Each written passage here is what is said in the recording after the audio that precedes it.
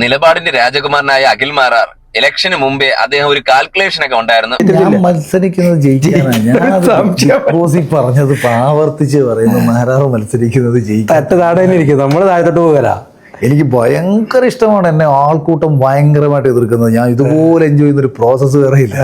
ജയിക്കുമെന്ന് ഉറപ്പ് വരുത്തിക്കൊണ്ടുള്ള കാൽക്കുലേഷൻ. എന്നാൽ ഈ ഇലക്ഷൻ കഴിഞ്ഞപ്പോൾ അദ്ദേഹത്തിന്റെ നിലപാടൊന്ന് മാറി. അപ്പൊ ഇവന്റെ തള്ള് ഓൾറെഡി അവിടെ BJPക്ക് 30,000 വോട്ടുണ്ട്. BJPക്ക് കിട്ടിയത് 16,000 വോട്ട്, 2020 കിട്ടിയത് 14,000 വോട്ട്.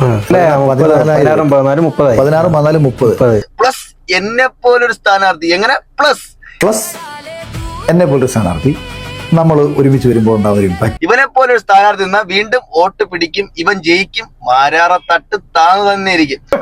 പറഞ്ഞത് ആവർത്തിച്ച് പറയുന്നു, മാരാറ് മത്സരിക്കുന്നത് ജയിക്കും. നമ്മള് താഴത്തോട്ട് പോകരാ.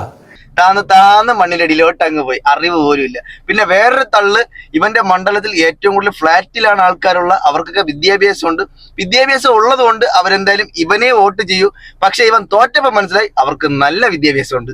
നടത്തിയെടുക്കുക എന്നുള്ളതാണ്. അല്ലാതെ 20 ദിവസം കൊണ്ട് ഈ മണ്ഡലത്തിൽ ജയിക്കാൻ കഴിയുമെന്ന് വിശ്വസിച്ച വിഡ്ഢിയൊന്നുമല്ല ഞാൻ. നമ്മുടെ അഖിൽ മാരാറാണ്. അഖിൽ മാരാറിന്റെ കാര്യങ്ങൾ നമുക്കറിയാലോ. ഇന്ന് പറയുന്നതായിരിക്കില്ല, നാളെ പറയുന്നതായിരിക്കില്ല, മറ്റന്നാ പറയുന്നത്. അദ്ദേഹം ഇങ്ങനെ മാറ്റി പറയുന്നത് കൊണ്ടാണ് അദ്ദേഹത്തിന്റെ ചിഹ്നവും ചക്കയാണ്.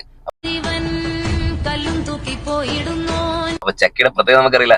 ചക്ക ഒന്നാണെങ്കിൽ ചുള ഒരുപാടുണ്ട്.